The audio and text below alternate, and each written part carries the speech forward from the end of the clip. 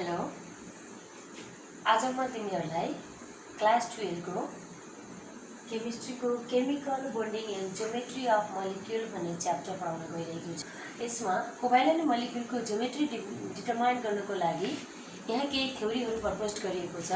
त्यो प्रपोज थ्योरीहरू के हो भने नि, एउटा त हो भिआरसीपीआर थ्योरी, अहिले म यसको डिटेलमा पढाउँछु। अर्को चाहिँ एउटा ब्यालेन्स बोन्ड थ्योरी, जसलाई बीबीटी भन्छौँ। अर्को एउटा चाहिँ यामोटी मलिकुलर अर्बिटल थ्योरी है। यो दुईटा हामीले अहिले स्टडी गर्दैनौँ। अहिले हामीले भिआरसीपीआर थ्योरी नै स्टडी गर्छौँ। एकर्डिङ टु भिआरसीपीआर थ्योरी है, कसरी मलिक्युलको ज्योमेट्री डिटरमाइन हुन्छ त, कोभालेन्ट मलिक्युलको ज्योमेट्री कसरी डिटरमाइन हुन्छ हामीले यसलाई स्टडी गर्छौँ है।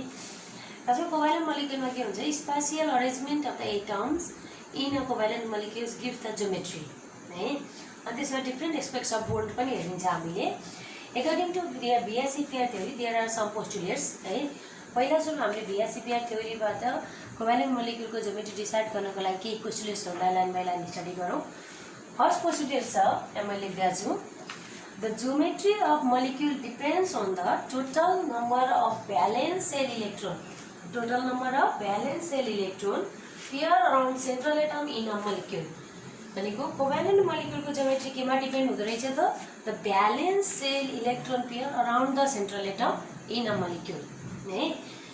नेक्स्ट पोस्टुलेटले के भन्छ, the number of valence shell electron pair around the central atom and pair repulsion decide the geometry of molecule. Decide the geometry of molecule.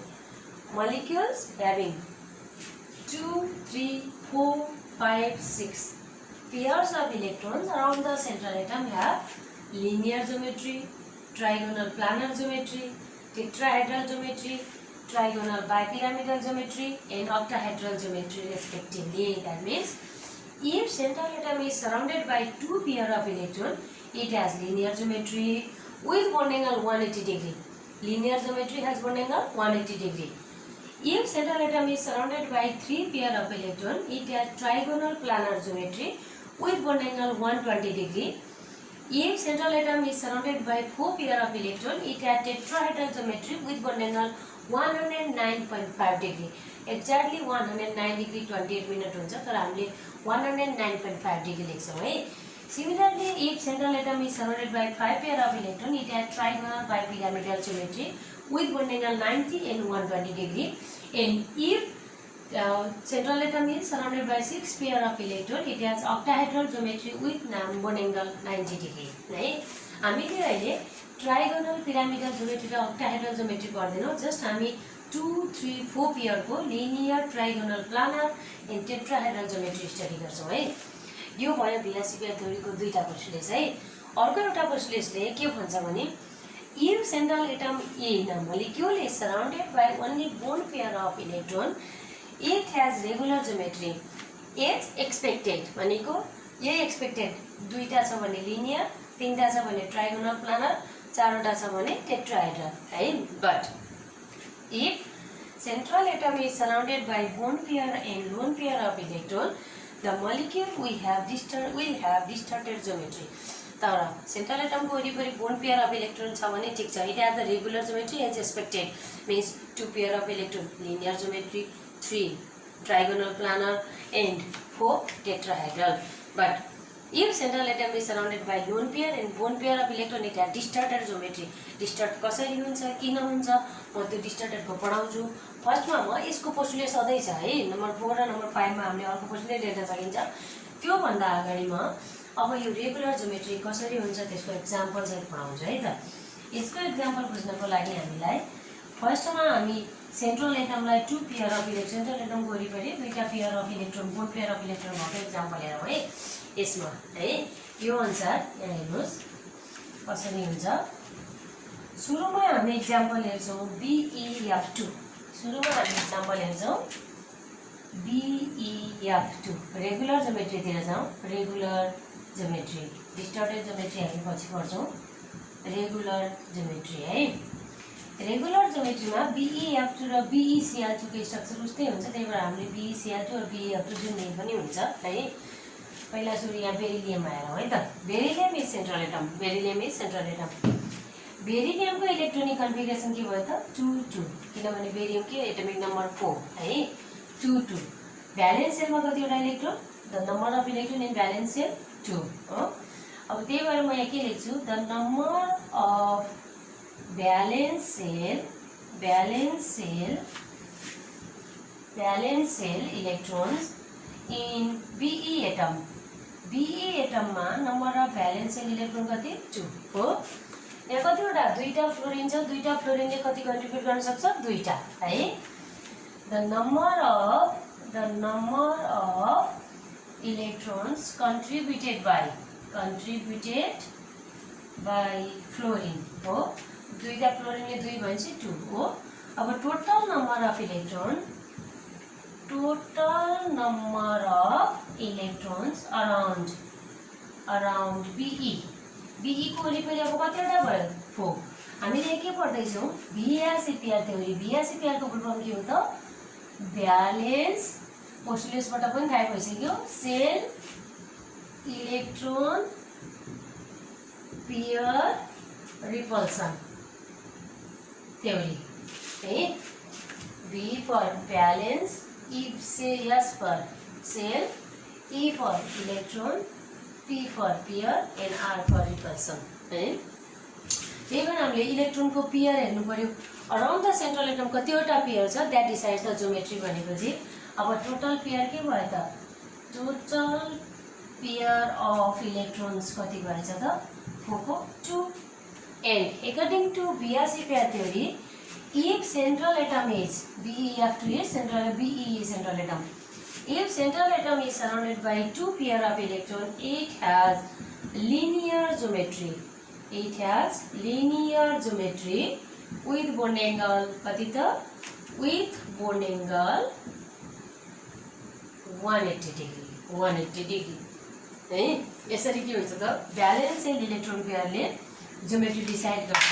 अब त्यसो भए त्यो ज्योमेट्री कस्तो हुन्छ त, लिनियर ज्योमेट्री।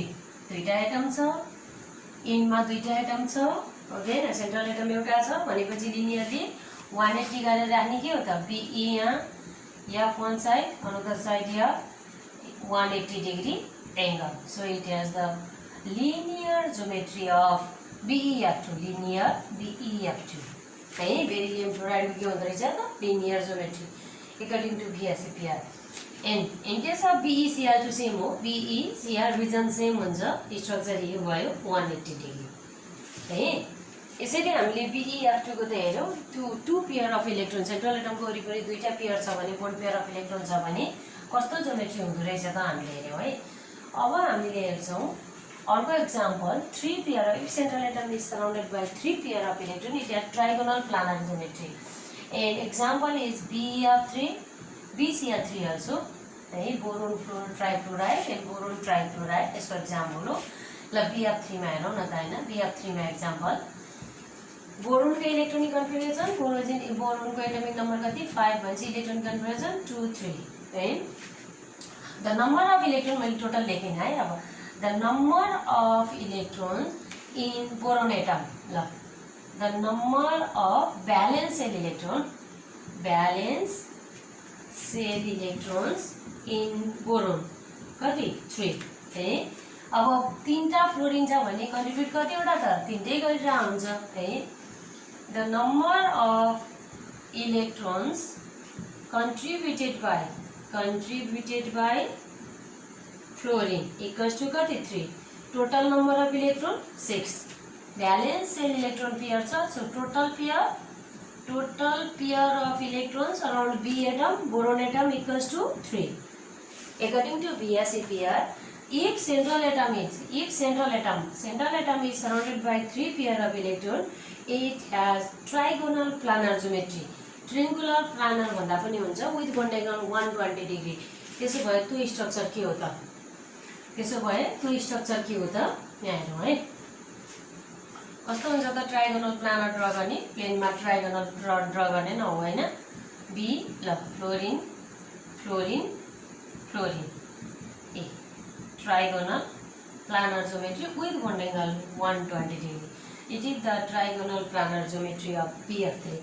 BCl3 को पनि रिजन सेम हुन्छ, जस्ट ज्योमेट्री के भयो त साइडमा के हुने भयो त Cl atom central atom boron भयो साइडको एटम के भयो त क्लोरिन एटम है it is the linear geometry of BCl3 है अब नेक्स्टमा जाउँ हामीलाई 2 3 4 को पढ्नु छ 5 र 6 को हामीले यहाँ एक्सप्लेनेसन गर्दैनौँ है 4 मा के छ त CH4 है tetrahedral geometry methane molecule CH4 molecule है कार्बनको एटमिक नम्बर कति भयो 6 atomic number of carbon 6 so electronic configuration 2 4 है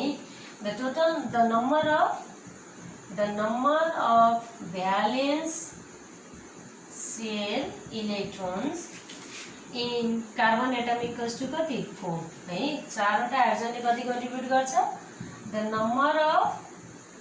number of electrons contributed by hydrogen है चारवटा हाइड्रोजन छ 4 and total number of electron 8 so total pair